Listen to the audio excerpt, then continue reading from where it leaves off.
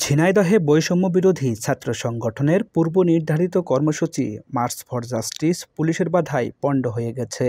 বুধবার বিকালে সারা দেশে ছাত্র জনতার উপর গণহত্যা, গণগ্রেপ্তার, হামলা, মামলা, গুম ও খুনের প্রতিবাদে ঝিনাইদহ শহরের সার্কিট হাউস সড়কে সাধারণ শিক্ষার্থীরা জড়ো হয়ে আদালত চত্বরের দিকে আসতে চাইলে পুলিশ তাদেরকে বাধা দেয়।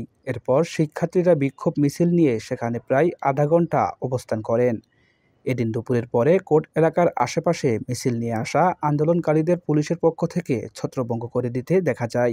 ছাত্র নেতৃবৃন্দ বলেন, পুলিশ দিয়ে আন্দোলন ঠেকানো যাবে না। 9 দফা দাবি আদায় না হওয়া পর্যন্ত শিক্ষার্থীরা রাজপথে থাকবে। ছাত্র হত্যার বিচার না হলে তারা ঘরে ফিরবেন না। এছাড়া ওই কর্মসূচিতে সাধারণ শিক্ষার্থী, অভিভাবক, আইনজীবী সহ বিভিন্ন শ্রেণী পেশার মানুষ অংশগ্রহণের জন্য আসতে চাইলে ঝিনাইদহ শহরের বিভিন্ন স্থানে ব্যারিকেড সৃষ্টি করে